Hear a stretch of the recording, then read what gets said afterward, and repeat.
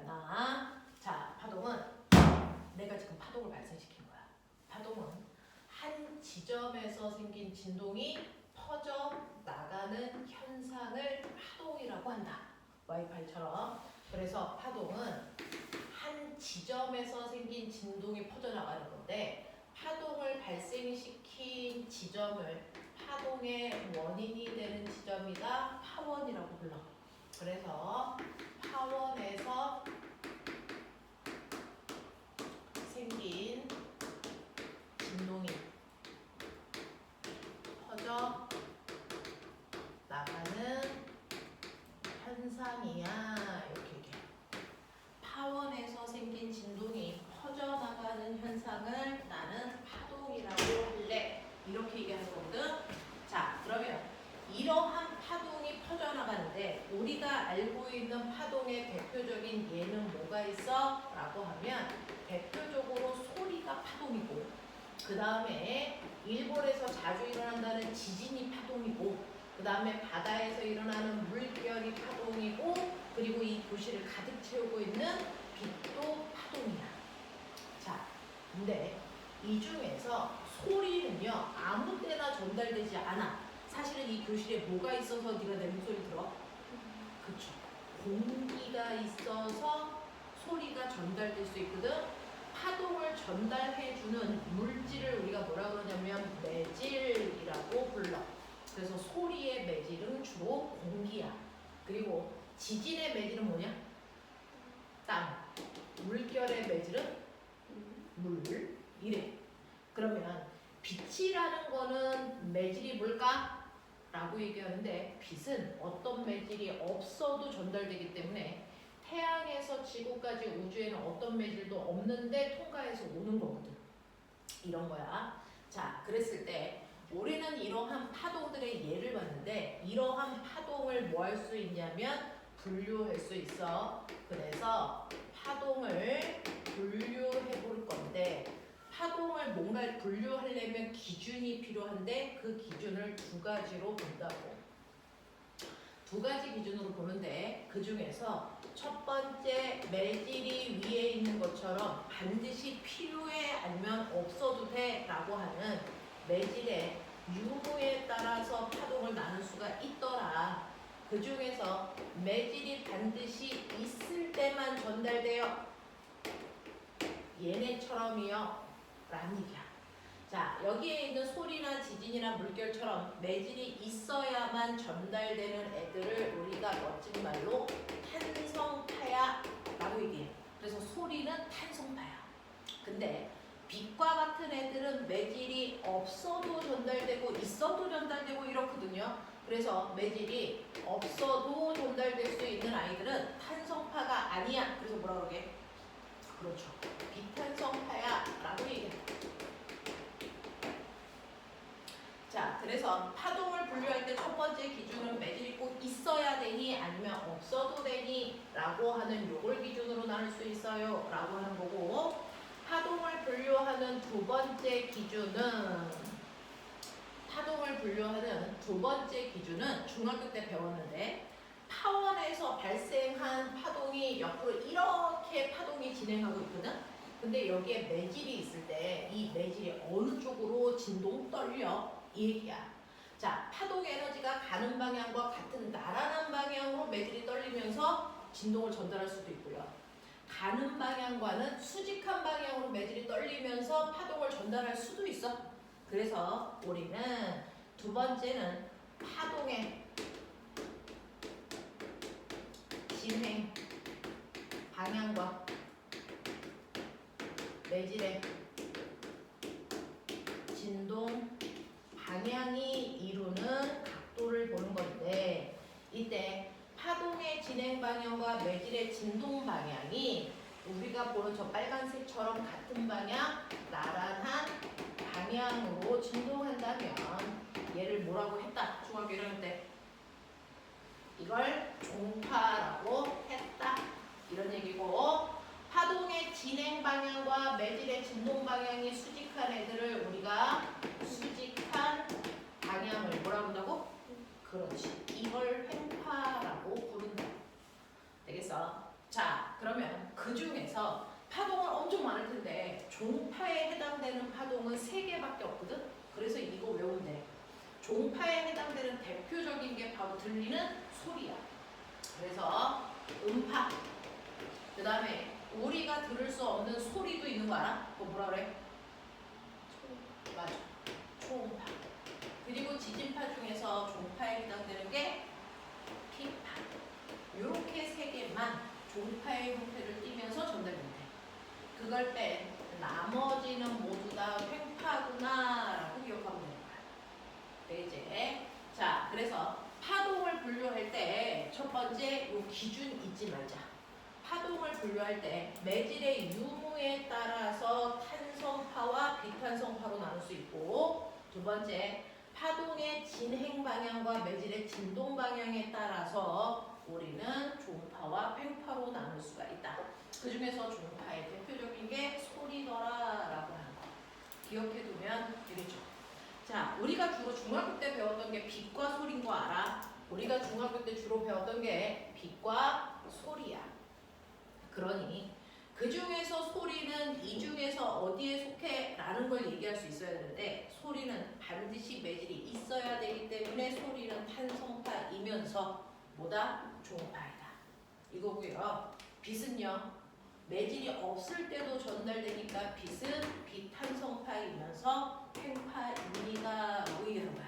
그래서 빛과 소리는 파동이라는 것 빼고는 같은 게 하나도 없어. 빛과 소리는 파동이라는 특성 빼고는 같은 게 하나도 없다. 알겠어? 이런 식으로 서로 반대의 성질을 가지고 있기 때문에 우리가 대표적으로 중학교 때 배웠던 건데, 이러한 파동을 이해하려면 파동은 어떤 구조를 가지고 있는지 알아야 되니까, 두 번째는 파동의 구조에 대해서도 머릿속에 좀 집어넣어야 돼 라는 얘기를 하고 있는 거야. 자, 파동의 구조를 보면 파동의 구조를 가장 잘 이해할 수 있는 게 횡파 구조거든요. 그래서 횡파를 보면, 자, 하나의 파원, 여기가 파원이라고 하고 파동의 에너지가 오른쪽으로 진행한다고 칠게. 그랬을 때 매질은 수직한 방향으로 움직여야 되거든요. 왜? 우리는 횡파 구조 볼 거니까. 진행 방향과 진동 방향이 수직해야 되니까 매질이 이런 식으로 진동한다는 얘기야. 자, 그랬을 때요, 이런 형태의 모양을 띠고 있는 게 횡파인데, 그 중에서 가장 높아진 상태, 매질이 가장 높을 때를 우리가 뭐라 그러냐면 마루. 가장 깊을 때를 우리가 뭐라 그러냐면 골. 이렇게 얘기해요. 그래서 마루와 골의 구조가 반복되는 거, 이걸 우리는 횡파라고 한다. 그래서 횡파는 이렇게 마루와 골이라고 하는 모양이 반복되는데, 앞으로는 모양을 모양이라고 안 하고 위상이라고 한다. 위상. 그래서 위상을 보여주고 있는 거야. 그래서 마루라는 위상, 골이라는 위상, 마루, 골 이런 것들이 반복될 거야. 자, 그 중에서 하나의 파동이 지나갈 때요, 그게 횡파라도 마루에서 그 다음 마루가 생길 때까지 간 거리, 이게 다르고요. 그리고 마루에서 그 다음 마루가 생길 때까지 걸린 시간도 달라. 그래서 이 구조를 통해서 우리는 이 그림을 통해서 파동의 구조 5개를 얘기할 수 있어야 되는데, 첫 번째가 생각해봐. 마루에서 그 다음 마루까지 간 거리를 뭐라 그러냐? 중학교 1학년 때 했어. 마루에서 그 다음 마루까지 간 거리를, 이걸 우리가 파장이라고 한다. 한파장이라고 하지. 파장을 우리가 앞으로 남다라는 기호로 쓰면, 아, 이거 파장 얘기하는 거구나 라고 하면 돼요. 남다. 당연히 거리니까 단위는 미터 쓸 거야. 자, 그러면 마루에서 마루까지가 이 파동이 2m라면 골에서 골까지는 몇 미터겠니? 이것도 2m예요. 그러니까 굳이 파장을 잴 때 마루에서 마루를 잴 필요가 없어. 골에서 골을 재도 되고, 사실은 무슨 말이냐면 같은 위상이 반복되는 최단 거리를 재면 된다는 얘기야. 알겠어? 그래서 파장은 같은 위상이 반복되는 최단 거리를 얘기한다. 이렇게 얘기하시면 되는 거예요.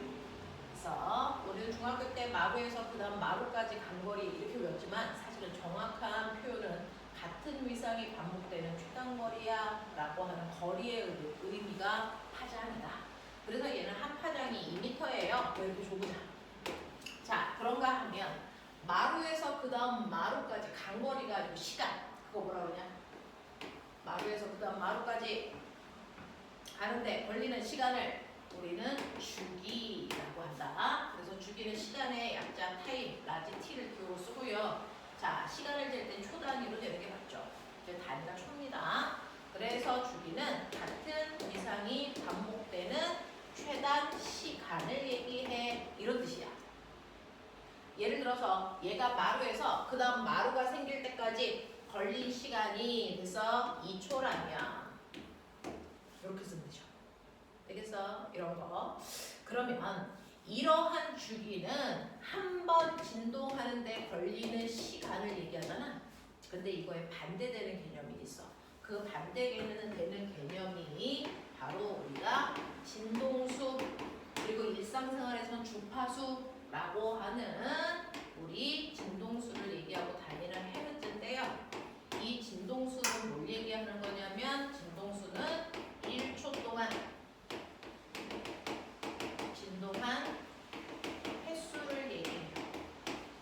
그러면 얘는 1초에 한 번 진동하는 거니까 그래서 네, 얘는 한 번 진동하는데 2초 걸리는 거니까 1초 동안 진동하는 횟수는 2분의 1이겠죠.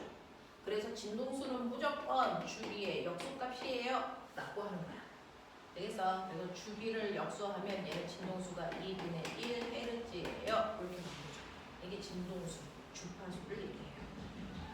자, 그 다음에 네 번째는 뭘 얘기하는 거냐면 진폭이라는 게 있대. 진폭이라는 게 있대. 이 진폭은 사실은 매질은 이동하니 안 하니? 옆으로 가가? 안 가. 단지 그 자리에서 진동하고 마는 거지. 되겠어? 그럼 진동할 때 얼마나 올라갔다가 내려와? 그래서 여기 있던 매질이 최대한 움직인 거 얼마야? 라고 하면 얘가 만약에 여기가 2m, 여기가 마이너스 2m 그러면 여기 있는 매질이 움직인 최대 거리는 위로 2m 또는 아래로 2m니까 진폭은 요만큼이 진폭이야. 진폭을 마루에서 골까지 재면 안 돼. 됐어? 네. 그래서 진폭이라고 하는 거 A고요. 올라간 높이 또는 내려간 높이니까 얘도 거리 다리가 미터. 그래서 진폭은 매질이 이동한 최대 뭘 얘기를 하는 거냐면 변이를 얘기해요. 최대 변이. 되겠어? 그래서 진폭이 얘는 2m예요 라고 얘기하시면 돼요. 그래서 위쪽 방향을 우리가 습관적으로 플러스, 아래쪽 방향을 마이너스 이렇게 표현해요. 진폭은 플러스 마이너스 2예요. 이런 얘기야. 자, 그런가 하면 파동이 옆으로 퍼져나간다 그랬으니까 나가.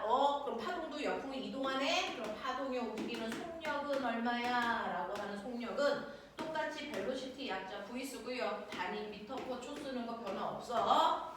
자, 모든 속력은 시간분의 거리인데 파동에서의 보여? 시간이 얘야. 그리고 그 시간 동안 간 거리가 얘야. 그러니까 파동에서의 속력, 시간, 분의 거리, 다시 말해서 주기분의 파장이 파동의 속력을 구하는 식이겠죠. 주기분의 파장이 바로 속력 구하는 식이야. 근데 아까 얘기한 것처럼 주기분의 1이랑 똑같은 게 진동수인 거 보이죠? 그러니까 여기 주기분의 1을 우리가 진동수로 바꾸면 F 람다로 계산해도 똑같은 속력을 구할 수 있어. 그래서 주기분의 파장으로 계산해서 얘 속력이 1m/초예요. 이렇게 해도 되고요. 그래서 파장에다가 진동수를 곱해도 1이 나오는 거야. 같은 말?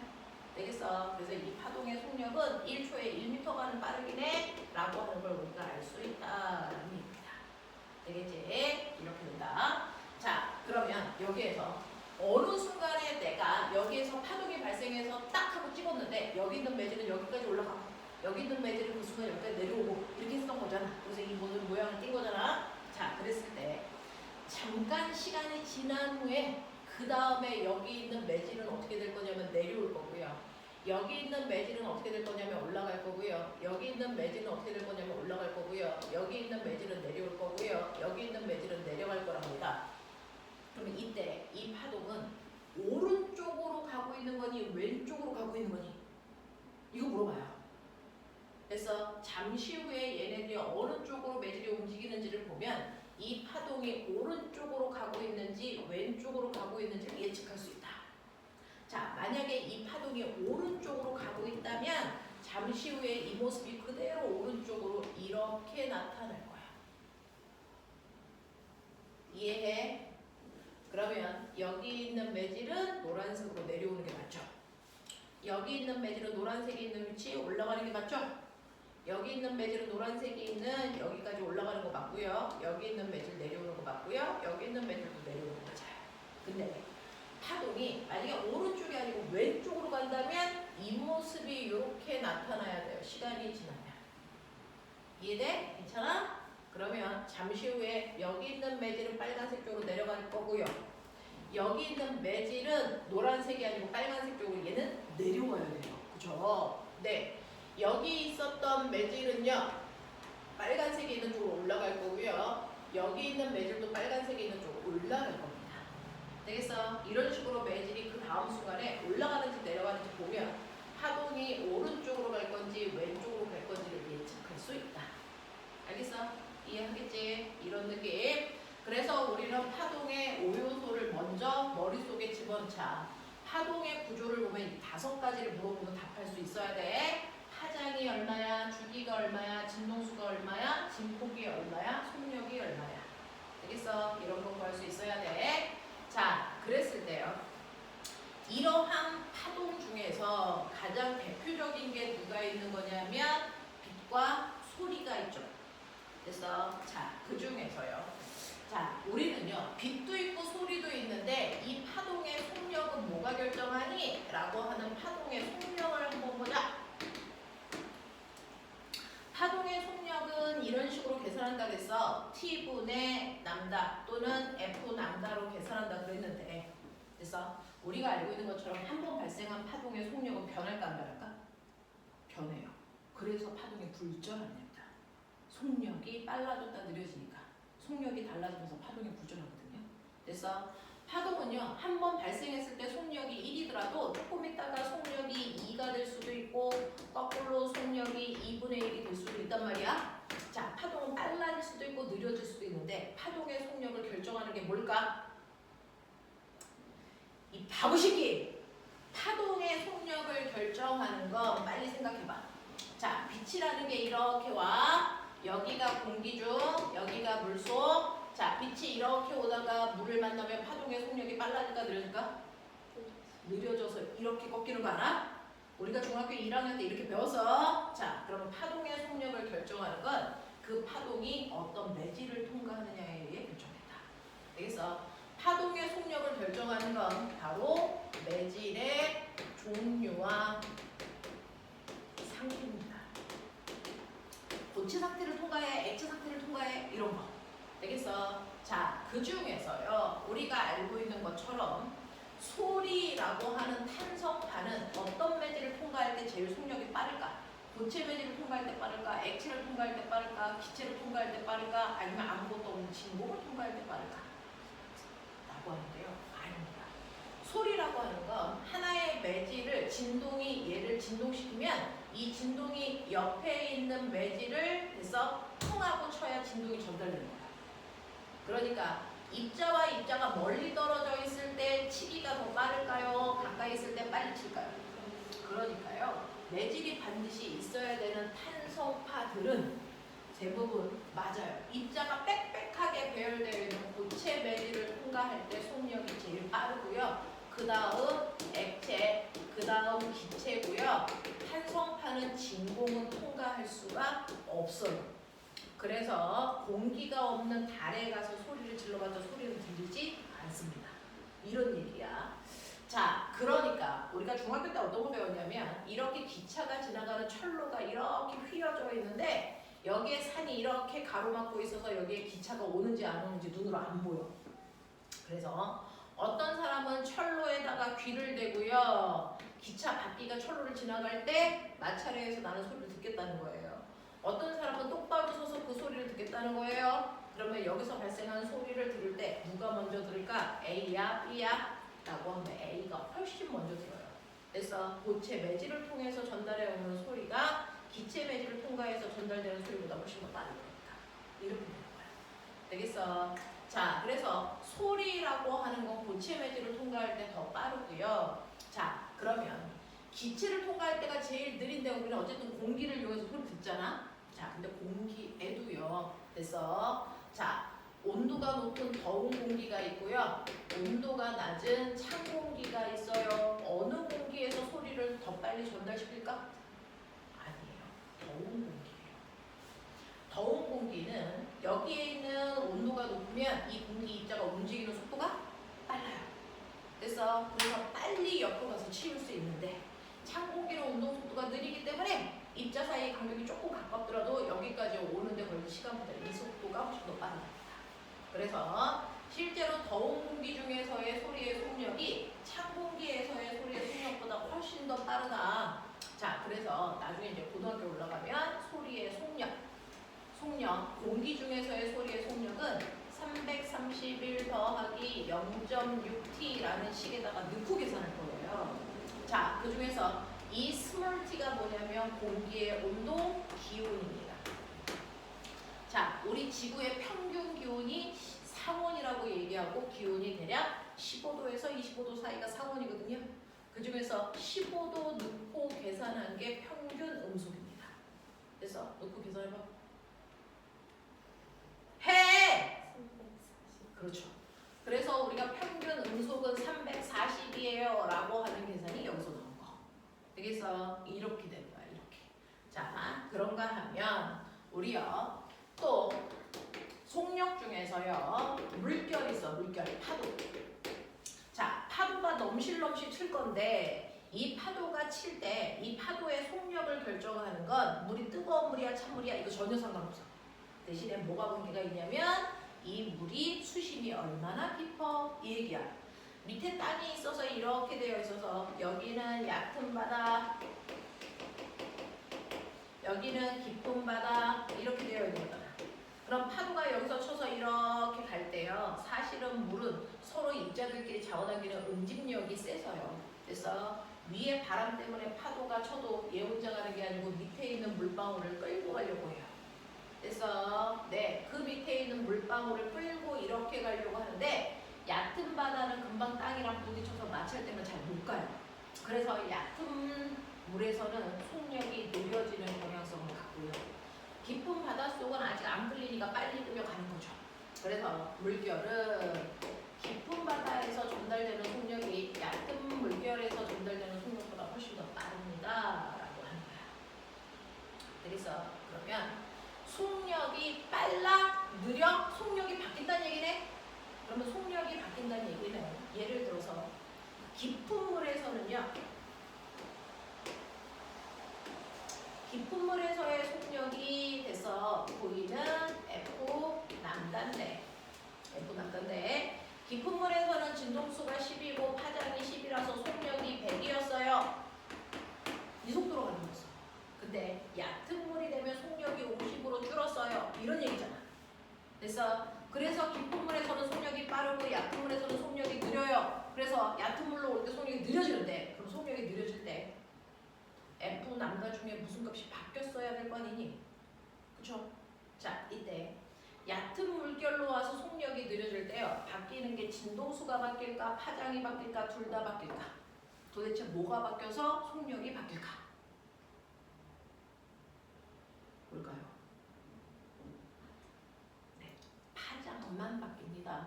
진동수는 절대로 바뀌는 게 아니고 일정합니다. 한 번 생긴 파동의 진동수는 절대로 바뀌지 않아요. 우리가 태어날 때 한 번 가지고 태어난 DNA가 절대로 바뀌지 않는 것처럼 파동의 파장은요, 진동수는요, 절대로 진동수는 걔가 반사를 하던 굴절을 하던 속력이 빨라지던 느려지던 진동수는 절대로 바뀌지 않고 일정하다. 그러면 얕은 물에 와도 진동수는 그대로 10이라는 얘기네? 그렇죠. 그럼 파장은 얼마가 됐다는 얘기야? 5가 됐다는 얘기야. 그래서 실제로 파동의 속력이 바뀐다는 얘기는요. 사실은 그 순간 파장 길이만 바뀐다는 얘기야. 파장 길이만 바뀌는 거지 다른 거는 변할 수 없다는 얘기입니다.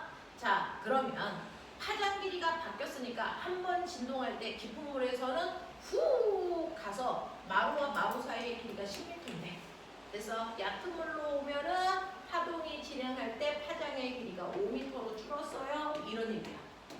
이해돼? 이해돼? 그래서 우리는요, 실제로 파동이 전달될 때 파장의 길이를 보면 속력이 빨라졌는지 느려졌는지 확인할 수 있다. 파장이 짧아진다는 얘기는 속력이 느려졌다는 얘기다.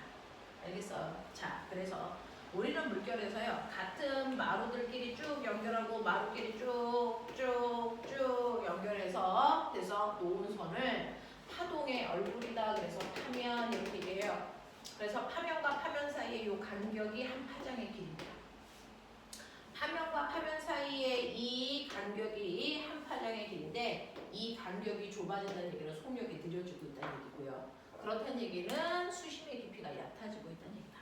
알겠어? 네. 모든 파동에서 속력이 바뀐다는 얘기는 파장의 길이가 바뀌고 있다는 얘기다. 알겠죠? 자, 그런가 하면 매질이 필요 없는 빛도요, 속력이 달라지는데 얘는 매질이 필요 없어. 어떤 매질을 통할 때 제일 빠를까? 빛은 아무것도 없는 진공에서 전달되는 속도가 제일 빠르고요. 그 안에 입자가 생기면 걔를 피해 가야 되니까 오히려 속력이 느려지기 때문에 그 다음 기체, 액체, 입자가 빽빽한 골치를 통과할 때 빛의 속력이 제일 느려진답니다. 자, 그중 빛의 속력, 그 중에서도 빛의 속력이 가장 빠를 때, 다시 말해 진공을 통과하고 있을 때 빛의 속력만 우리가 뭐라 그러냐면 광속이라고 해요. 그러니까 빛이 공기를 통과하거나 물속을 통과할 때 이미 광속이 아니야. 되겠어? 네. 빛의 속력이 가장 빠른 진공을 통과할 때 빛의 속력만 광속이라고 하고요. 다른 속력하고 구분하기 위해서 다른 속력은 V라고 표현하는데 광속일 때만 우리는 C라고 쓴다. 자, 광속이라도 파동이니까 속력은 F 람다로 계산한다. 되겠어? 자, 그럼 봐. 여기 태양에서요, 빛이 오죠. 빛의 삼원색 빨초파가 지구에 와서 지구인의 눈에 보일 겁니다. 됐어? 자, 매 순간 태양에서는 빨간빛도 나오고 초록빛도 나오고 파란빛도 나오고 갈 거 아닙니까? 되겠어? 자, 갈 때 누구의 속력이 더 빠를까? 라고 하는 건데, 사실은 빛의 삼원색 빨, 초, 파는요, 왜 얘는 빨개 보여? 진동수가 작아서요. 얘는 왜 초록색으로 우리 눈에 보여? 진동수가 중간이라서. 얘는 왜 파란색으로 보여? 진동수가 커서 내 눈에 파란색으로 인지되는 거거든요. 그래서 빛은 색깔에 따라서 진동수가 달라. 그러면 태양에서 나온 빨초파의 빛이 지구에 누가 먼저 도착할까? 얘기해 소율. 누가 먼저 올 것 같아? 찍어. 파란색이 먼저 올 것 같죠? 근데 그렇지 않습니다. 동시에 옵니다. 왜? 같은 매질을 통과하니까. 그래서 파동의 속력을 결정하는 건 뭐라 그랬어? 매질이라 그랬지. 매질이 같으면 속력이 같다는 얘기야.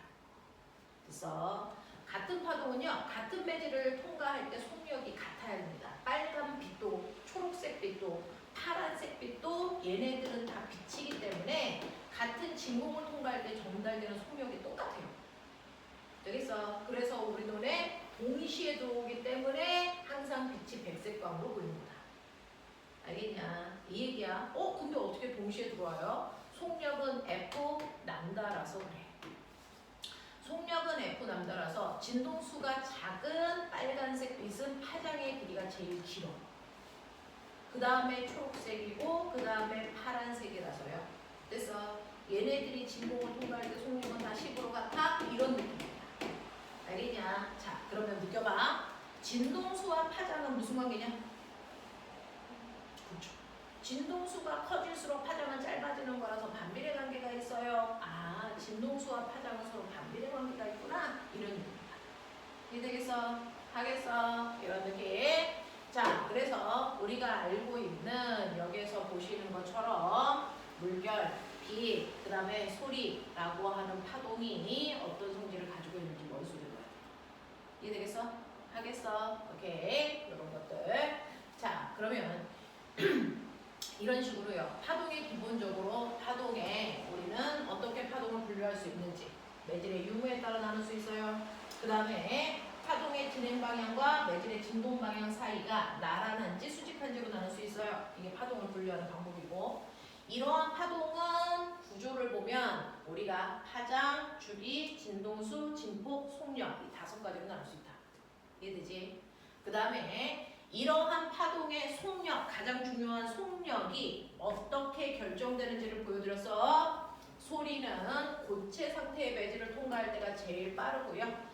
같은 기체를 통과하더라도 더운 공기를 통과할 때 속력이 더 빠르고 진공은 통과할 수 없대요.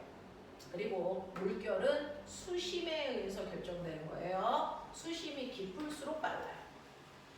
그 다음에 빛은 비탄성파기 때문에 아무 매질도 없는 진공에서 제일 빨라. 이때 속력을 광속이라고 한다. 모든 빛은 진공을 통과할 때 전달되는 속력은 같다. 알겠냐? 이렇게 되는 거. 자, 그러면 기본적으로 파동이 뭔지는 알았어. 자, 이러한 파동에 보면 성질이 있어. 자, 그래서 고등학교 때 주로 배우는 건 파동의 성질에 대해서 배우겠다는 얘기야. 자, 여기까지는 사실은 중학교 때 살짝 배웠어. 그게 완벽하게 머릿속에 정리가 안 되어 있었던 거죠. 여기까지는 우리가 중학교 때도 들었던 단어들인데, 이제 보시면 파동의 성질.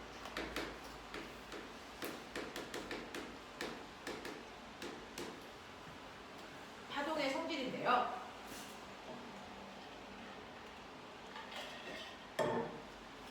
파동의 성질도 5개가 있어. 그 중에서 중학교 때 3개는 이미 배워왔는데, 파동의 성질 중에 첫 번째 파동의 직진성이 있어. 파동은 똑바로 나가려는 성질을 가지고 있어.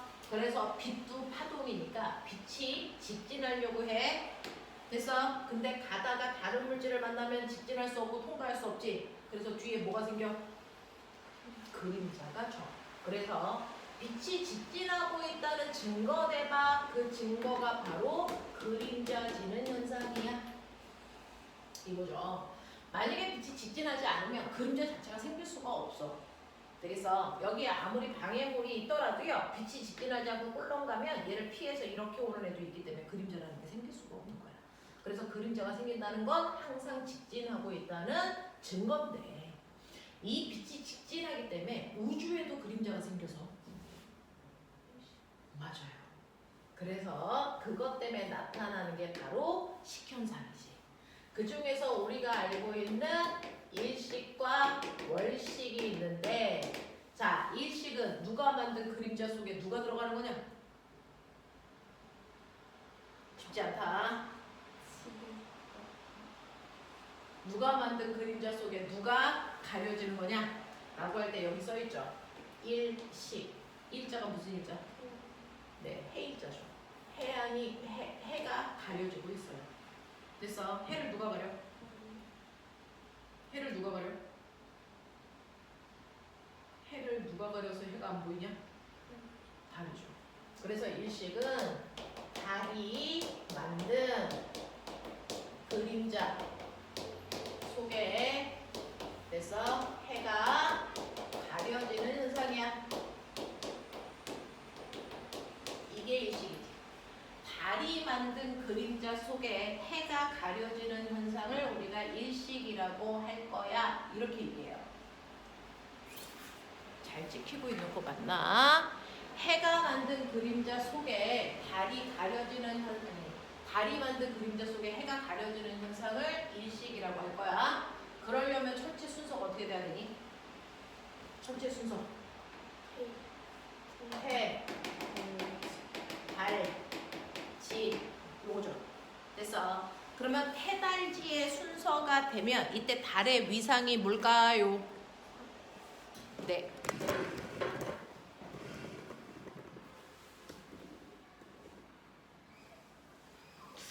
잘 찍히는 걸까? 너무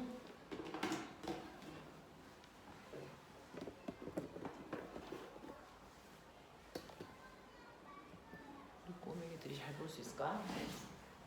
자, 이때 달의 위상이 뭐라고? 네, 이때 달의 위상은 사기고요. 사기라는 달은 음력 며칠 날 뜨냐? 음력 1일 날 뜨는 거다. 자, 그 다음에 월식이요. 월식은 누가 만든 그림자 속에 여기 써있죠? 달이 가려지는 현상이야. 이거거든요. 누구의 그림자? 그렇죠. 월식은 지구의 그림자 속에 달이 가려지는 현상이야. 지구가 만든 그림자 속에 달이 가려지는 현상을 우리가 월식이라고 하더라. 자, 월식 순서. 해, 지, 달. 이죠. 이때 달의 위상 망이고요. 망일 때가 음력 15일 이렇게 되죠. 자, 그래서 이러한 현상도 사실은 빛이 직진하기 때문에 나타나는 현상이고 이게 가지고 있는 게 빛의 첫 번째 성질이래요. 파동의 첫 번째 성질, 직진성. 자, 파동의 두 번째 성질 중학교 때 배웠어. 뭘까? 직진 다음에 배운 거. 반사. 됐어. 네, 직진 다음에 배운 게 반사래요 라고 하는 거야. 반사. 색깔로 쓰니까 영상이 잘 안 찍혀서 흰색으로 써야 되겠다. 자, 반사가 두 번째인데요. 우리 빛이 반사된다 라고 할 때 기억해봐. 빛이 이렇게 오다가 다른 물질을 만났을 때 되돌아 나가는 걸 우리가 빛이 반사돼 이렇게 얘기했어. 기억나? 그래서 반사는 파동이 오다가 되돌아 나가는 현상을 반사라고 해요. 이렇게 얘기했어. 자, 그러면 실제로 이러한 빛이라고 하는 파동이 몇 도로 들어왔다 몇 도로 나가는지 각도 재고 싶어. 그럴 때 뭐 필요했냐? 각도를 재려면 각도기도 필요하고 그 각도기에 0을 맞춰야 되는 기준선이 필요해. 그 기준선은 빛이 들어온 면과 90도 되게 가상의 선을 그리죠. 이걸 뭐라고 하지? 이걸 법선이라고 했다. 중학교 1학년 때 우리가 공부를 한 번도 안 해봐서 그래서 법선을 기준으로 각도를 재는 거라서 모든 각도는 다 법선을 기준으로 재는 거야. 법선으로부터 입사광선까지의 각도를 우리가 입사각, 법선으로부터 반사광선까지의 각도를 우리가 반사각이라고 불러. 자, 근데 이때 어떤 규칙성이 있어서 그 규칙성을 우리가 반사법칙이 성립해요. 이렇게 얘기했어. 맞아? 반사법칙 얘기해. 언제나 입사각과 반사각의 크기는 같아야 된다. 이게 반사법칙. 모든 반사가 일어날 땐 예외 없이 입사각과 반사각의 크기 100% 같아야 돼. 그러니 예를 들어서 얘가 30도로 빛이 입사했으면 그 순간 빛은 무조건 30도 방향으로 반사돼서 나가야 돼. 라고 하는 거야. 맞아. 자, 근데 중학교 때 배웠죠? 얘처럼 위에 있는 그림처럼 표면이 아주 매끄러워요. 매끄러운 면에서 빛은요, 하나의 광원에서 나온 빛이 항상 평행하게 오기 때문에 그래서 어떤 빛도 모든 면에서 얘가 입사각이 30도면 얘도 입사각이 몇 도? 30도로 들어온 거거든요. 그러면 각각의 면에서 빛이 반사되는 것도 몇 도? 30도를 향해서 이렇게 나가기 때문에 모든 빛이 다 같은 방향, 한 방향으로 나가요. 이런 반사를 무슨 반사라고 했냐? 이런 반사를 무슨 반사라고 했지? 정확한 반사, 전반사. 정반사라고 했어. 되겠죠? 그래서 정반사는 표면이 매끄러운 면에서 모든 빛이 한 방향으로 반사돼서 나가는 반사를 우리가 정반사라고 해요. 이렇게 얘기했어. 자, 근데 표면이 매끄러운 애도 있지만 사실은 표면이 울퉁불퉁한 거친 면도 있어. 그러면 아무리 광원에서 빛이 돼서 평행하게 빛이 오더라도 걔가 지금 이 면이랑 부딪혔어요. 그러면 이 접선면은 이거죠. 그러면 이것과 90도 되는 법선을 이렇게 그리셔야 되죠. 자, 두 번째는요. 빛이 이 접선면에 들어갔어요. 그러면 이것과 90도 되는 법선을 그리셔야 되죠. 90도 되게 그리면 법선 이렇게 그려져. 자, 얘는 접선면이 이면이에요. 이것과 90도 되는 법선을 그리면 이렇게 그리셔야 됩니다. 그랬을 때 이 접선이랑 이루는 각도, 요 각도가 60도면 요 각도는 요 방향으로 10도, 요 각도는 이 방향으로 40도 이런 느낌이야. 그래서 그러면 각각의 점에서 빛이 반사될 때는요. 항상 법선을 기준으로 같은 각도를 이루어야 되니까 이쪽 방향으로 60도를 얘는 빛이 이렇게 갈 거야. 얘는요 10도니까 반대 방향 10도로 빛이 이 빛이 이렇게 반사돼서 나갈 겁니다. 그렇죠? 자, 얘는 40도니까 반대 방향 40도로 빛이 이렇게 나갈 겁니다. 맞죠? 그러니까 이 나가고 있는 이 빛들이 향하는 방향이 위에 있는 그림처럼 다 같은 방향이 아니네. 이런 반사를 우리가 난잡한 반사, 난반사라고 해요. 자, 난반사는 표면이 거칠 때 일어나는 반사를 얘기하고 이때 빛은 한 방향이 아니고 모든 방향으로 빛이 반사돼서 나가요. 이렇게 배웠어요. 이해되냐? 오케이. 자, 하지만 정반사를 하던 난반사를 하던 한 점에서 빛이 들어온 입사각과 반사각의 크기는 언제나 같아야 되는 반사 법칙은 예외 없이 성립한다. 되겠지? 반사 법칙의 예외라는 건 존재할 수 없어. 예외가 없으니까 법칙이겠죠. 자, 이러한 반사라고 하는 것을 이용한 대표적인 게 바로 거울. 그래서 거울에서는 내 얼굴에서 나온 빛을 반사시켜서 내 모습을 비추고 보잖아요. 됐죠? 네, 이런 것들이고. 그 다음에 빛의 성질 중에서 중학교 때 배웠던 세 번째이자 고등학교 때는 얘를 제일 중요하게 얘기하는데 바로 굴절이라는 게 있다. 빛의 성질 중에 세 번째는 굴절이라고 하는 게 있는데 반사는 다른 물질을 만났을 때 팅 하고 튕겨 나오는 거죠. 되돌아 나오는 현상이죠. 굴절은요. 사실은 대표적인 게 공기 중에서 물속으로 들어갈 때야. 그래서 공기 중에서 빛이 이렇게 오다가 물속으로 들어갈 때 직진할 수 있어 없어? 없어. 그래서 꺾여서 이렇게 들어간다며. 되겠냐? 이렇게 꺾여 들어가는 현상을 우리가 굴절됐어요. 이렇게 표현하죠. 그래서 굴절은 파동이 가다가 꺾여 들어가는 현상을 우리는 굴절이라고 부를 거야. 라고 얘기하는 거야. 꺾여 들어가는 현상을 굴절이라고 한다. 근데 문제는요. 여기서 꺾여 들어갈 때요. 그래서 네. 자, 오다가 물을 만나면 일부의 빛은 또 반사도 돼요. 그리고 일부러 꺾여 들어갔어요. 그러면 나는 이때도 몇 도에 꺾였으니까 굴절각이 생기는지 각도 재고 싶어. 그럼 아까처럼 뭘 먼저 그려야 돼? 법선을 먼저 그리시고요.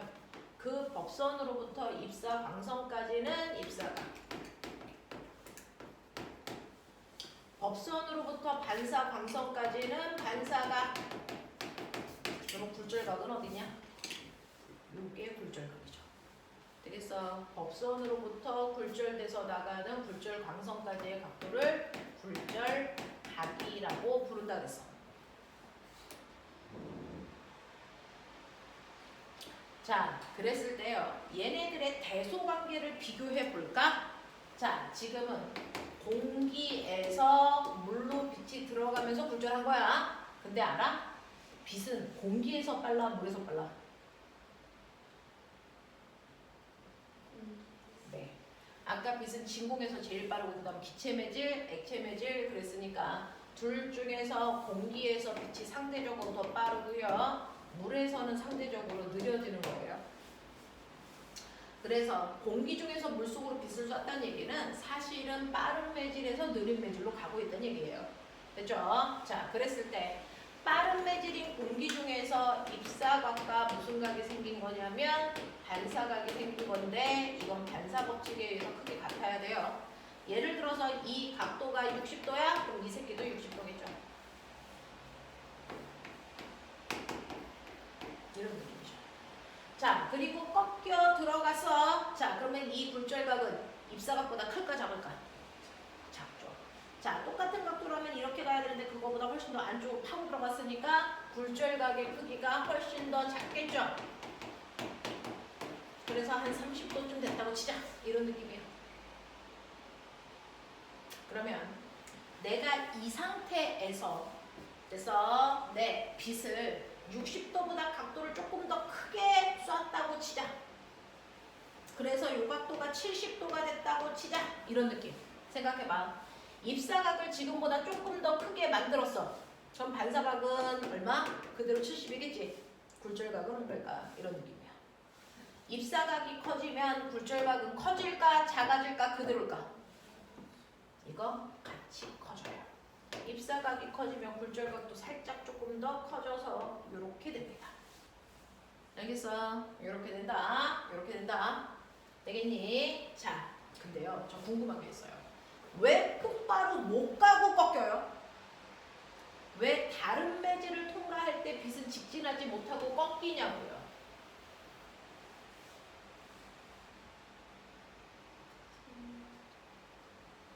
속력이 달라져요.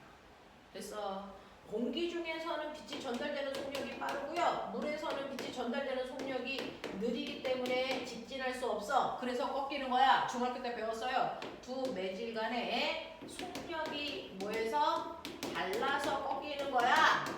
아, 그렇구나. 속력이 같지 않으면 직진 못하는구나. 속력이 다르면 무조건 꺾여야 되는 거구나. 근데 꺾일 때요.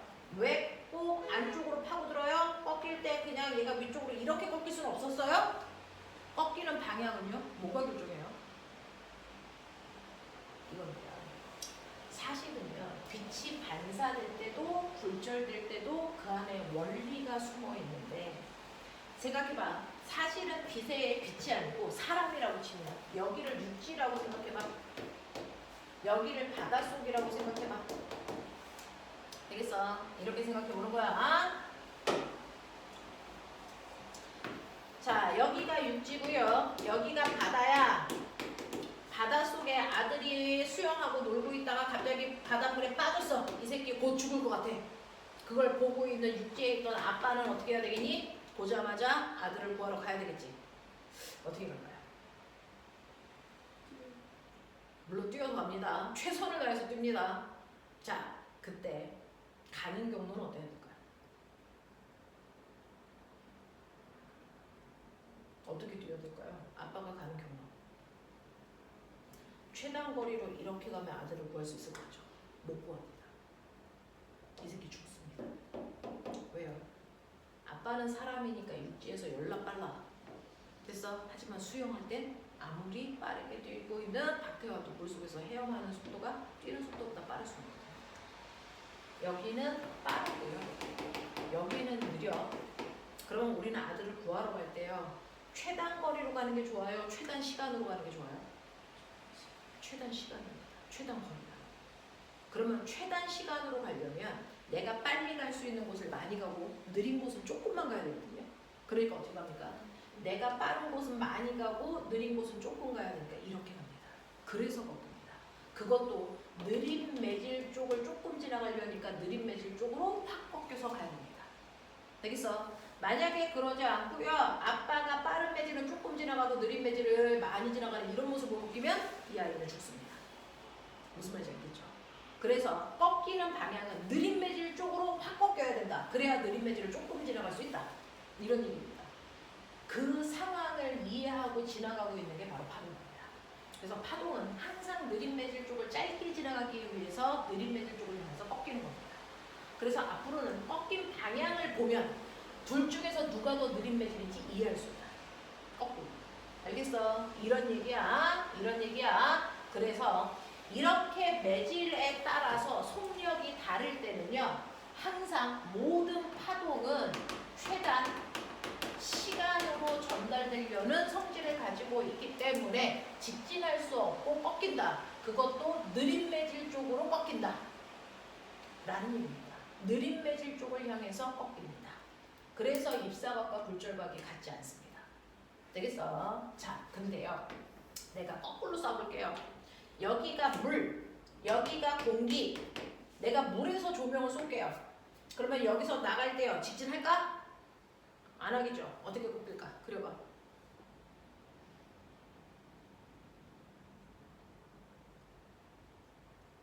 항상 꺾일 때는 느린 매질 쪽을 향해서 꺾이는 거니까 머릿속에서 꺾이지 않고 직진한 그림을 그려봐. 이 그림보다 느린 매질인 물에 가까이 꺾여야 되니까 여기서 올라가야 돼, 내려가야 돼? 내려가야 돼. 이렇게 내려가야 느린 매질 쪽에 가까이 꺾이는 거예요.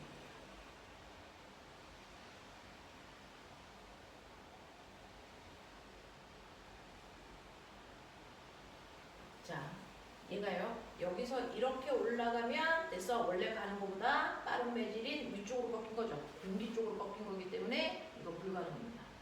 항상 느린 매질 쪽을 향해서 꺾입니다. 그러니까 느린 매질인 물이 아래에 있기 때문에 원래 가야 되는 경로보다 아래쪽으로 누워서 꺾입니다. 그래서 얘가 물에서 빛을 쏘면 이렇게 가죠. 그래서 이렇게 가는 경로로 갑니다. 이거 이해돼? 할 수 있겠어? 자, 그랬을 때요. 꼬맹아 잘 봐. 이때요. 입사각이거든요. 빛이 이렇게 가다가 1번은 반사하고 1번은 굴절했어요. 이때 입사각이 어딥니까? 얘가 입사각이죠. 얘가 반사각이죠. 얘가 굴절각이죠. 자, 그랬을 때 비교해보세요. 입사각이 커요? 굴절각이 커요? 굴절각이 훨씬 더 크죠.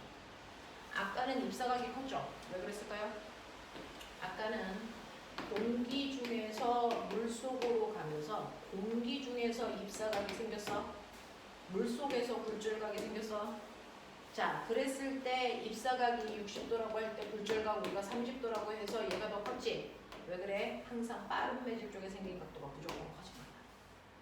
그래서 지금은 어디에서 어디로 간 거냐면 물에서 공기로 쏜 겁니다. 그럼 물속에서 생긴 각도가 무슨 각? 입사각. 그리고 공기 중에서 생긴 각도가 무슨 각? 굴절각인데 이때 빛이 전달되는 속도가 빠른 쪽이 물이야 공기야? 공기니까 공기 쪽에서 생긴 빠른 매질 쪽에서 생긴 각도가 무조건 더 커야 된다고. 그게 입사각이든 굴절각이든 상관없다. 알겠어? 그러면 예를 들어서 이때 입사각이요. 요 각도가 꼬맹아 60도면 반사각 몇 도? 몇 도? 60도 반사각 때문에 굴절각은 더 커야 되니까 굴절각을 한 80도라고 쳐볼게요. 이런 느낌이야. 이 각도가 한 80도. 되겠어? 내가 입사각을 조금이라도 더 크게 할게. 65도. 되겠어? 입사각을 지금보다 조금 더 크게 쏠게. 그럼 반사각도 같이 커져야 돼. 왜? 입사각과 반사각은 같아야 되니까. 그쵸?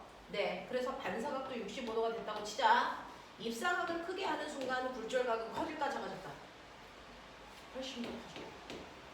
그러면 굴절각이 더 커져야 되니까 이 새끼가 더 두루눕는다는 거죠. 그래서 더 두루누웠는데 수면과 나란하게 누웠다고 치자. 그럼 얘는 굴절각이 몇 도가 되니? 90도가 됐어요. 이게 가능합니다. 자, 굴절각이 90도가 되는 순간에 입사각을 우리는 임계각이라고 합니다. 굴절각을 90도로 만드는 순간에 입사각을 임계각이라고 한다. 알겠어?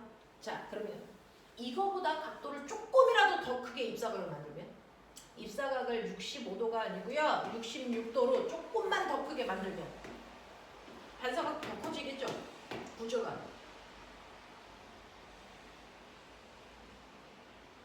더 커지겠죠.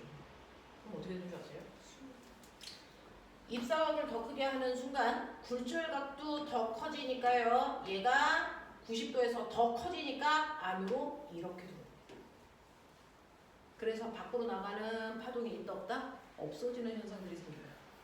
맞죠? 네. 자, 이런 식으로 굴절각이 너무 커서 원래 매질로 더 되돌아 들어오는 현상을 우리가 뭐라 그러냐면 전부 다 반사만 되는 것처럼 보여. 전반사. 그래서 현상이 일어납니다. 이해돼? 전반사 현상이 일어납니다. 그러면 이때 선생님 굴절각 얼마예요? 90도보다 조금 더 커져서 얼마예요? 93? 95? 그게 아니고요. 이렇게 반사광선 여기고 굴절광선 여기 있는 같은 매질에서 두 개의 광선이 따로따로 생기는 일은 존재할 수 없어요. 얘가 정반사가 일어나서 안으로 들어오는 순간 굴절광선이 반사광선에 가서 붙어버립니다. 그래서 이때 굴절광선 없어지고 모든 게 다 반사광선에 붙어버려요. 알겠어? 이런 현상을 우리가 전반사라고 한다. 전부 다 반사만 일어납니다. 알겠어? 굴절각이 너무 커서 됐어? 굴절각이 너무 커서요. 임계각을 지나 90도를 지나 안으로 들어오는 그 순간부터는 전반사가 일어났답니다. 알겠냐? 이 전반사를 이용해서 만든 대표적인 도구가 뭐냐면 그게 바로 우리가 요즘에 쓰고 있는 5G 통신선, 광통신선. 그래서 그거를 우리가 뭐라고 합니까? 광섬유. 우리나라 통신선은 다 전선이 아니고 광섬유라고 하는 거 쓰거든요. 이게 바로 전반사를 이용하고 있대요. 그동안 우리가 썼던 전선은요. 우리가 전화할 때도 옛날에 전선 썼는데 구리선이었어요. 옛날에 썼던 전선은요. 구리선이라서 내가 소리를 내면 그 파동이 구리선에서 이렇게 전달되다가 일부는 반사되고 일부는 굴절해서 밖으로 이렇게 나가요. 그래서 일부는 반사되고 일부는 굴절해서 그래서 이렇게 나가요. 일부는 반사되고 그래서 일부는 굴절해서 이렇게 나간다고요. 이렇게 될 때 실제로 굴절돼서 나가는 요 파동들을 잡으면 요거 가지고 저 옆집 사람이 뭐라고 전화를 통화하는지를 다 들을 수 있는 이게 도청이 가능한 겁니다. 알겠어? 그래서 옛날에 전선으로 통신할 때는요 이렇게 도청이 다 가능했단 말이야.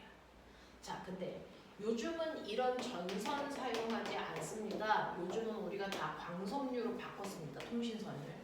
광섬유는 전반사를 이용해서요. 느린 매질을 안에다가 넣고요. 빠른 매질을 바깥쪽에 이렇게 싸는 겁니다. 안에 있는 느린 매질을 우리가 코어라고 불러. 얘가 느린 매질이야. 바깥쪽에 있는 싸고 있는 빠른 매질을 클래딩이라고 불러. 얘가 빠른 매질이야. 이때요. 느린 매질에서 파동을 쏘는데 그냥 아무렇게나 쏘는 게 아니고 아까 굴절각을 90도로 만드는 임계각보다 더 크게 쏩니다. 자, 임계각보다 입사각이 더 커지는 순간 무슨 반사가 일어나냐면 전부 다 반사만 일어나죠. 그래서 전반사만 일어나니까 밖으로 빠져나가는 애가 있다 없다? 없어요. 그래서 도청이 불가능합니다. 되겠어?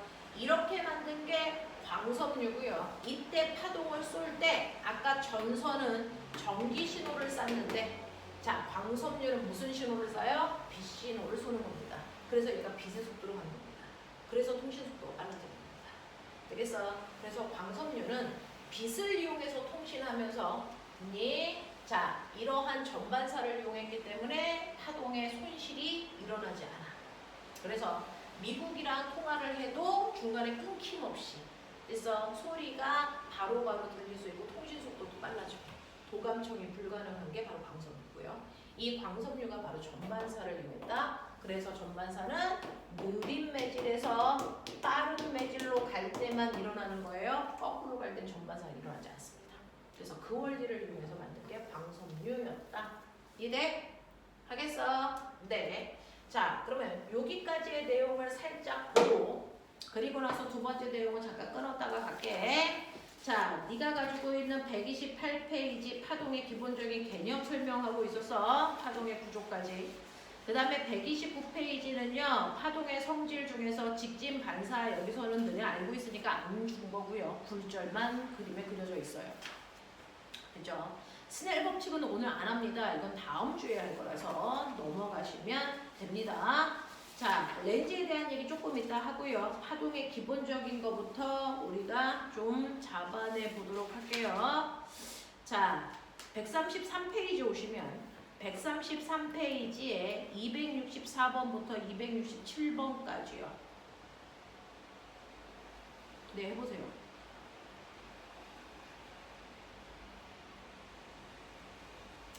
266번을 할 수 있는 문제인가?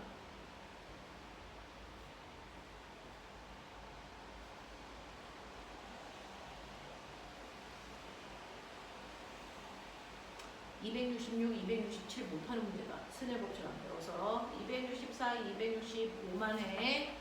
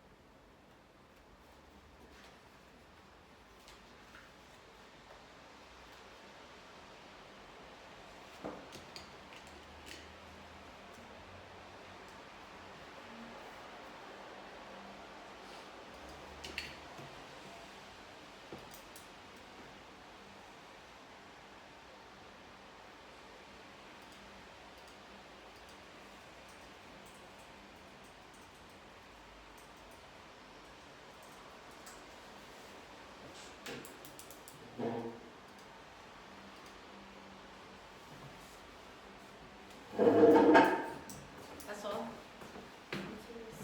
어떤 거?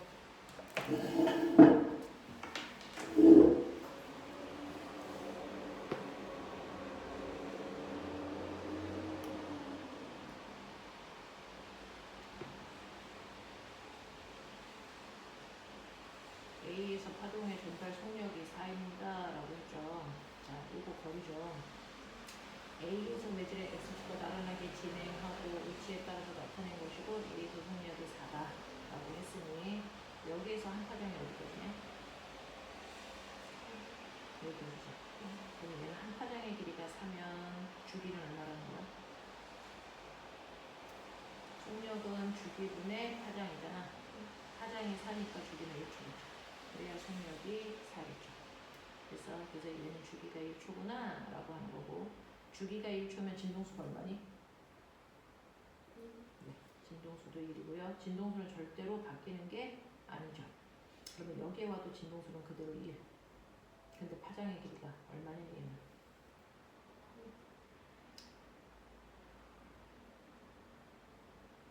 8. 그럼 속력이 얼마가 되냐? 8이 되죠. 네, 속력이 8이 되는 거예요. 자, 그러면 x가 8에서 파동의 변이를 t에 따라서 나타낸다면 여기요.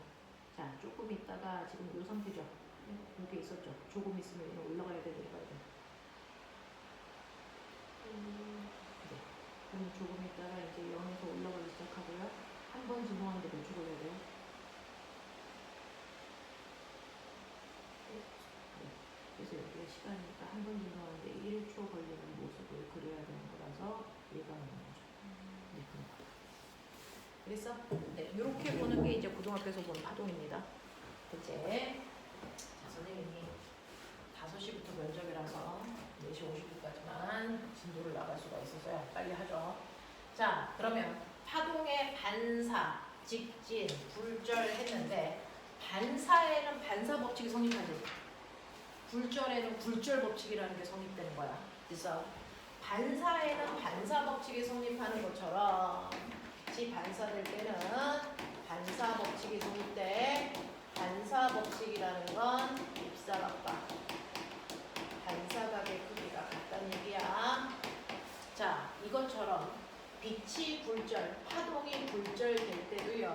굴절 법칙이라는 게 있는데 우리는 굴절 법칙을 과학자 이름을 따서 스넬 법칙이라고 한다. 자, 스넬 법칙이라고 하는 거 굴절을 설명하는 건데 굴절은 꺾이는 거잖아. 그 꺾이는 비율을 나타낸 걸 우리가 굴절률이래.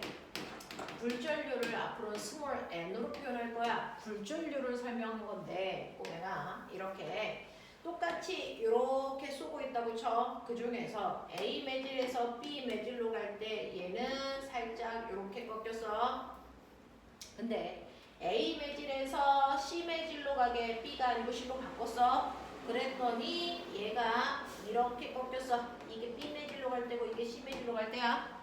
자, 그러면 굴절률이 더 큰 건 B일까 C일까?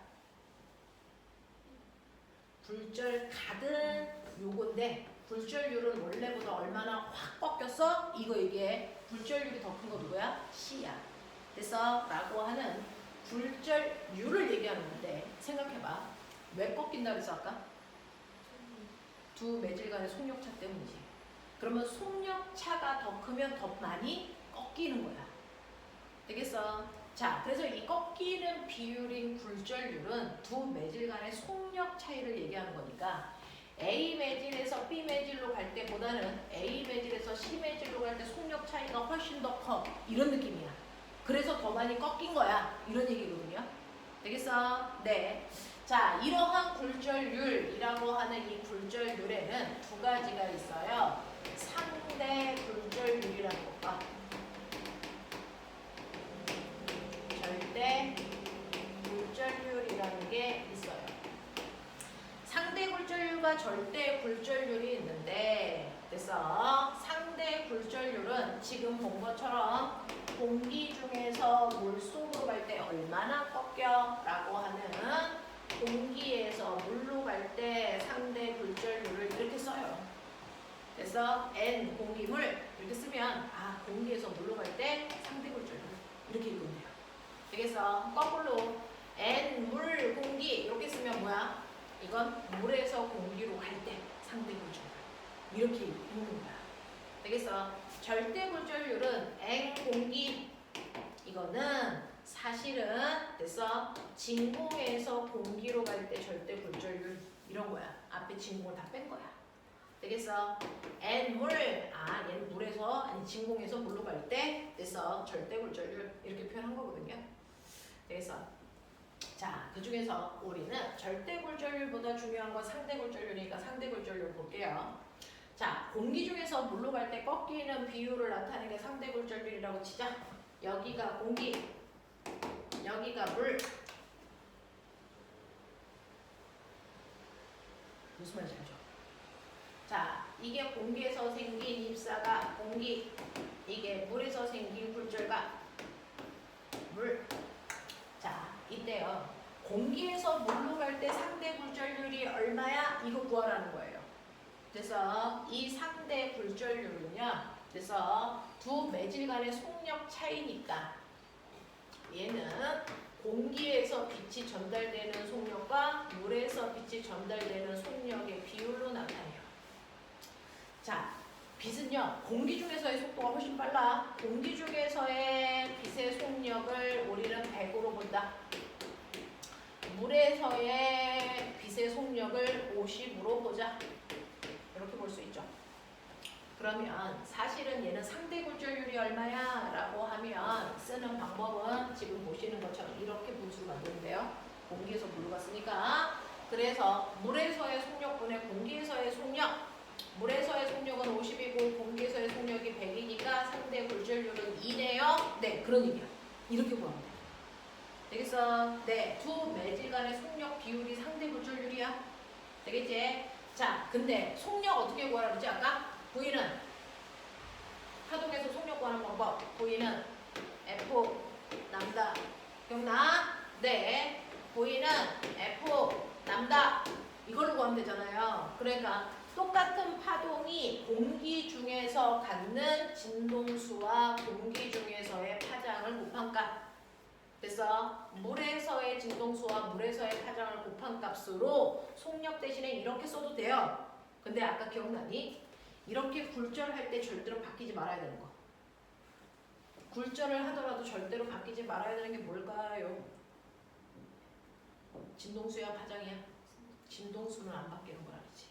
그러면 진동수가 얘가 10이면 얘도 10인 거잖아. 그럼 약분해서 없어지잖아. 됐어? 그러니까 상대 굴절률은 사실은 뭐 파장 비율로 계산하면 된다. 되겠어? 두 매질 간의 파장의 비율이 상대 굴절률을 구할 수 있는 또 다른 방법이고요. 또 있어요.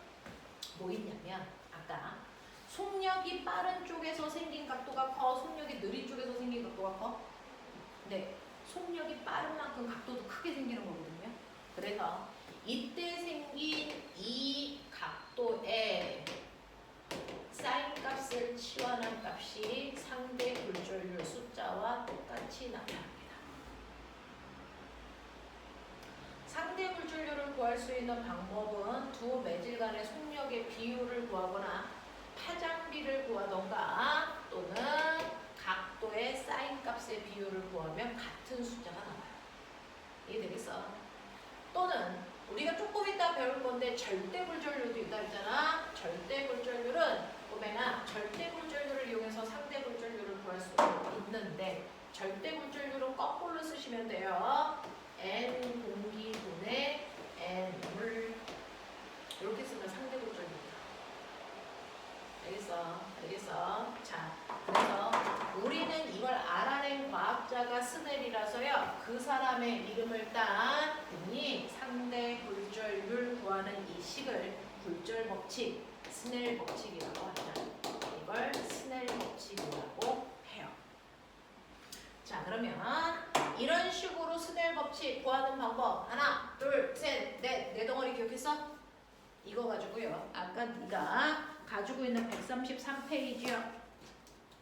133페이지에 선생님이 266, 267 풀지 마라고 했었는데 이제 풀어볼 거야. 자, 봐봐. 여기 이렇게 되어 있고요. 여기가 1번 매질, 여기가 2번 매질 이렇게 되어 있고요. 자, 지금 파동이요. 이렇게 해서 파면을 우리가 이렇게 그렸어요. 자, 이렇게 해서 이렇게 그렸어요. 그랬을 때 요 위에 있는 1번 매질에서의 파면의 간격이 2cm. 요 파면의 간격은 꼬맹아 위에 있는 간격과 아래에 있는 간격이 같아 달라? 다르죠? 요 간격은 좁죠? 자, 선생님이 파면의 간격이 한 파장의 길이라고 그랬죠? 얘는 파장이 길고 얘는 파장이 짧으니까 상대적으로 여기가 무슨 매질? 여기가 빠른 매질. 여기가 느린 매질이라는 걸 눈으로 봐도 알아. 됐어? 그리고 여기서 뭘 가르쳐줬냐면 요 각도가 45도 그리고 요 각도가 30도 이렇게 줬단 말이야. 됐어? 자, 그러면 이거 우리가 항상 파동이 진행하는 모습을 이렇게 그렸으니까 그 모습으로 바꿔서 그리면 항상 한 점을 딱 잡아. 그 점에 파면과 90도 되는 선으로 파동이 오고 있는 거야. 그러면 이것과 90도 되게 얘와 90도 되게 선을 그리면 파동이 지금 어떻게 오는 거냐? 90도 되게 그리면 이렇게 파동이 온 거지. 그리고 이것과 또 여기에 있는 얘네들과 90도 되게 또 선을 그으면 얘가 어떻게 가야 되냐면 이렇게 가야 되는 거거든요. 맞아? 이런 모습이야. 자, 그랬을 때 이렇게 선을 그렸을 때 요게 입사가 이게 굴절각이거든요. 네, 그랬을 때요. 요 각도가 45도면 요 각도가 몇 도니? 45. 되겠죠? 네. 그리고요. 여기에서 보는 것처럼 여기가 30도래요. 30도면 이렇게 돼서 여기가 30도라는 얘기죠. 그럼 요 각도가 몇 도냐? 요것도 30도라는 얘기예요. 되겠어? 그래서 여기에 준 요 각도가 입사가 굴절각을 표현하는 거다. 이해돼? 이해돼? 자, 이렇게 됩니다. 자, 이렇게 되어 있었을 때요. 이제 여기서 뭘 준 거냐면요. 여기에서 1번 문제 266번 보시면 266번에서요. 물결파에 대한 설명으로 맞는 걸 찾아보세요 라고 했습니다.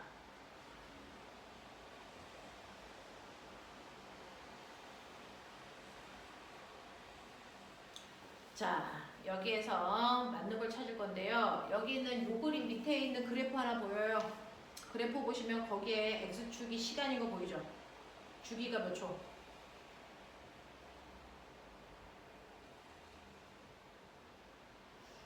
한 주기가 몇 초게? 요거 한 주기가 몇 초게? 여기에서 어디까지? 여기까지 오는데 걸리는 시간이 주기죠? 몇 초? 2초. 그래서 얘는 주기가 2초일 아이라고 거기 써져 있어. 자, 그러면 주기가 2초이고요. 그리고 얘는 한 파장이 얼마냐면 2cm라고 줬거든요.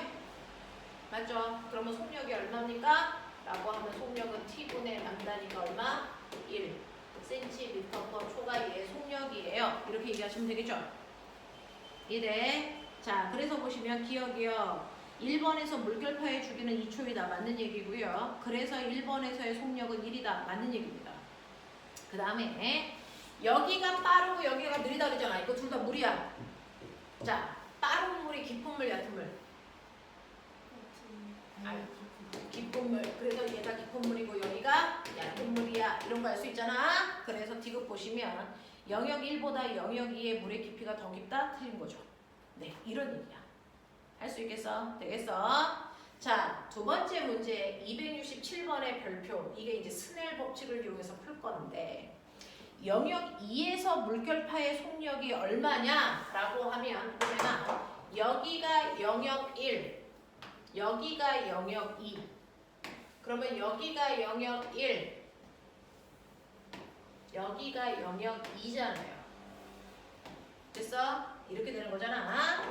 그랬을 때 나는 뭐 하냐면 영역 1에서의 속력이 1이라는 거 알았고 영역 2에서의 속력이 얼마인지 몰라.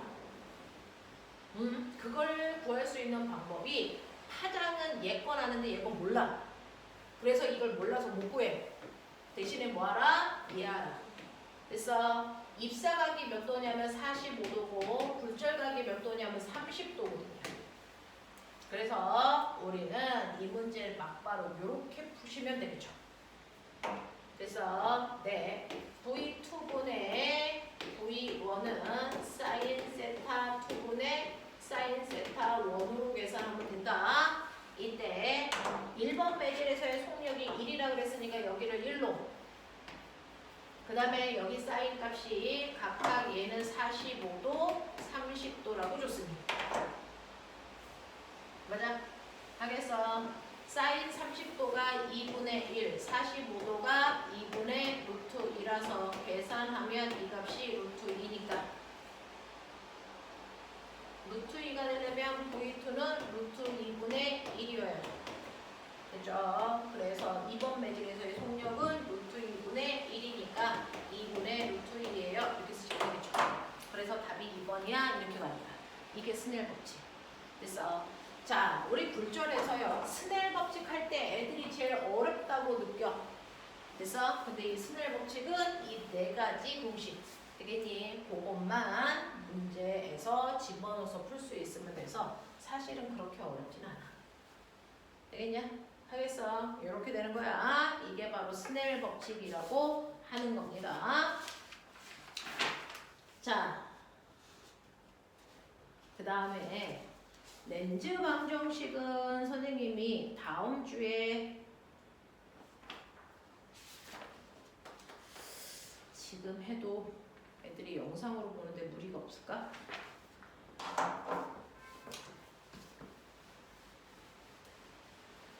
시간이 되게 애매해서 선생님 면접을 바로 내려가야 돼서 애매해서요.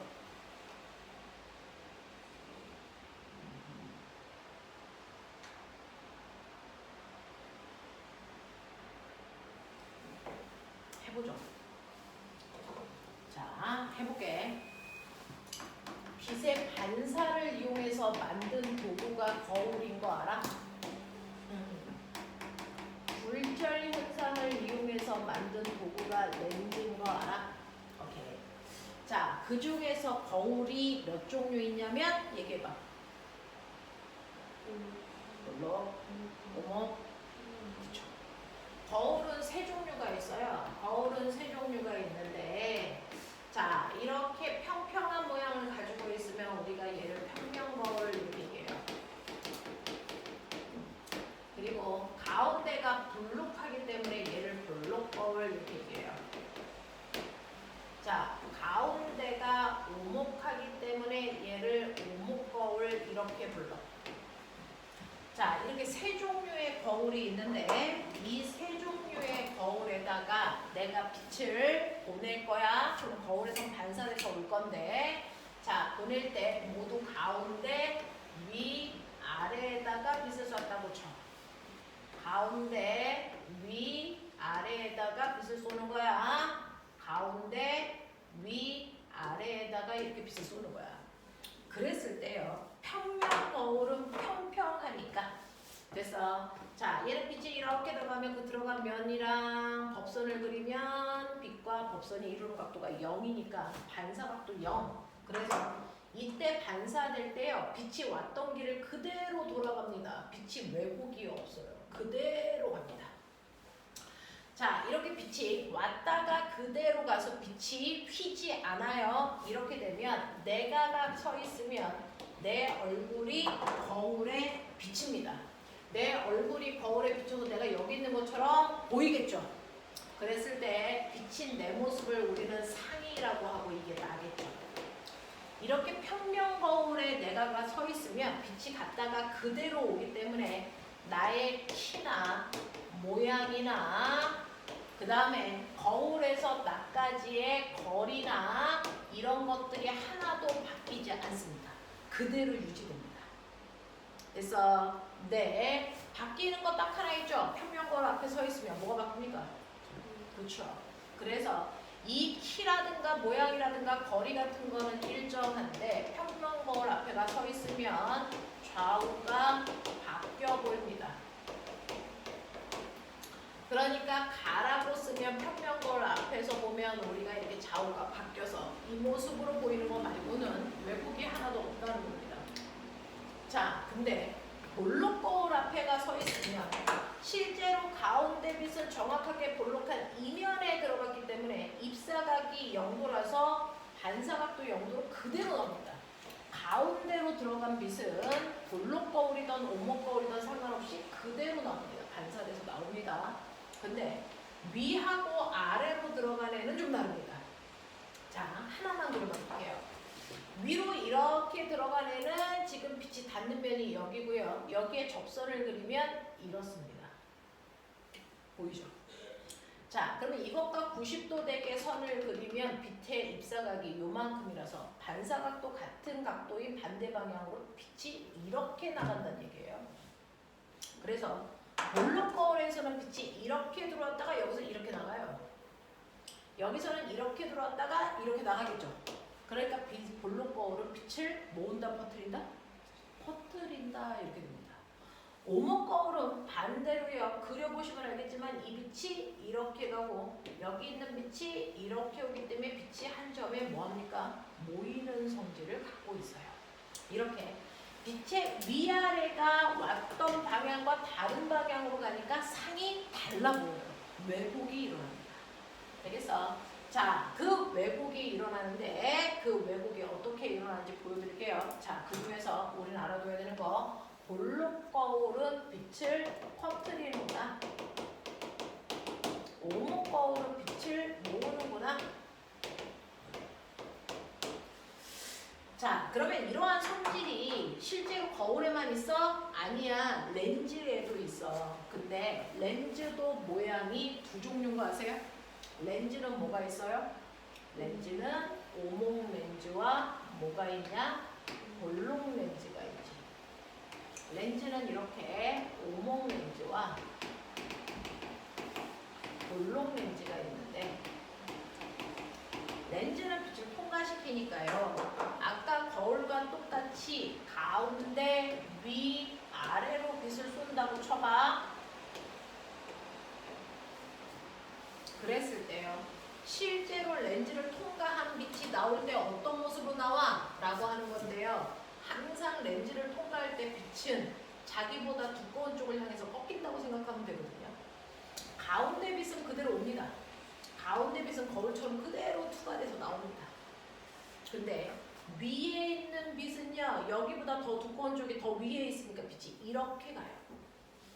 아래에 있는 빛은 자기보다 더 두꺼운 면이 아래에 있으니까 빛이 이렇게 간단 말이야.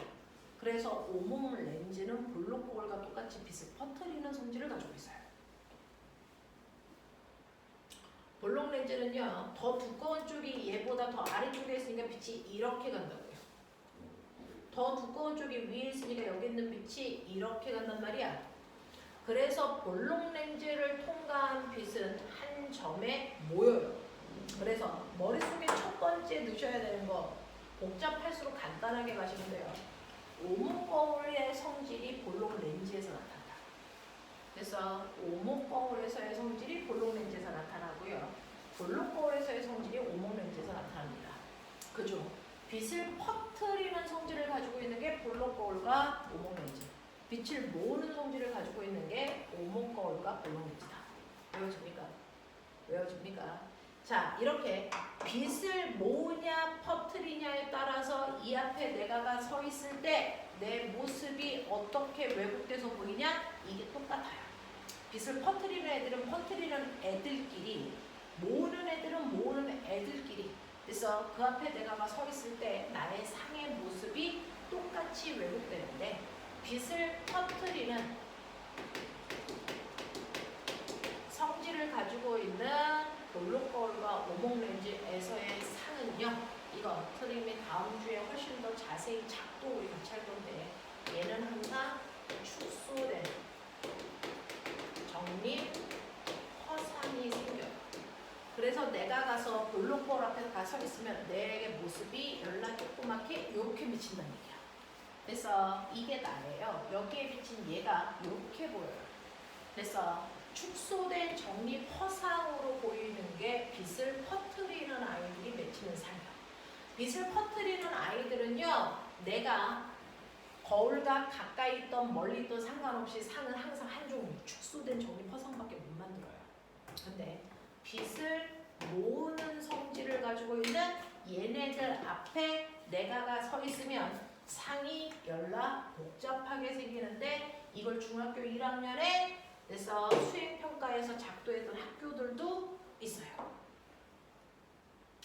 자, 다음 주에 선생님이 자세히 해줄 건데 볼록 렌즈가 있다고 치면 자, 렌즈의 중심을 지나는 수평선을 우리가 멋진 말로 광축이라고 해요.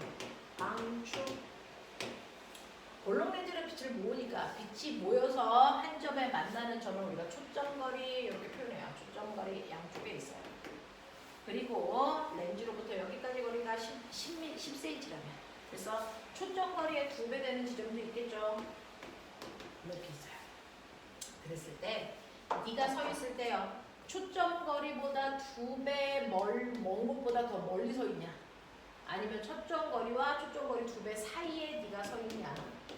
초점 거리보다 더 안쪽에 네가 들어와서 서 있냐에 따라서 상의 종류가 1, 2, 3, 세 종류의 상이 만들어지는 되게 복잡한 구조입니다. 초점거리보다 네가 2배보다 더 먼 곳에 네가 있을 때 생긴 상은 이건 다음 주에 작도하면서 실제로 느낄 거고, 네가 초점거리보다 2배보다 더 먼 곳에 있을 때는요, 너는 축소된 도립 실상이라는 걸 만들어. 그래서 네가 1번에 서 있을 때 이 모습이 이렇게 맺힌다. 거꾸로. 열나 조그맣게. 거꾸로 서 있는 걸 우리가 도립되어 있어요. 이렇게 얘기해요.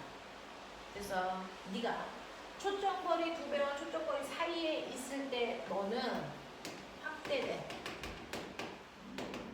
도립실상이라는 게 만들어져요. 자, 초점거리 안쪽에 들어오면 확대된 정립 허상이라는 게 생길 거야. 그래서 고등학교 때, 중학교 때는 요거 하나만 배웠거든요. 그래서 볼록거울 사용하면 축소된 정립 허상 생기니까 도난방지용 거울, 코너 반사경 거울로 사용돼요. 요거 하나만 배웠는데 고등학교 때 이게 배웁니다. 그래서 요게 왜 이렇게 생기는지를 다음 주에 우리가 실제로 작도하면서 확인해 볼게. 되겠어? 네. 자, 5분밖에 안 남았어요.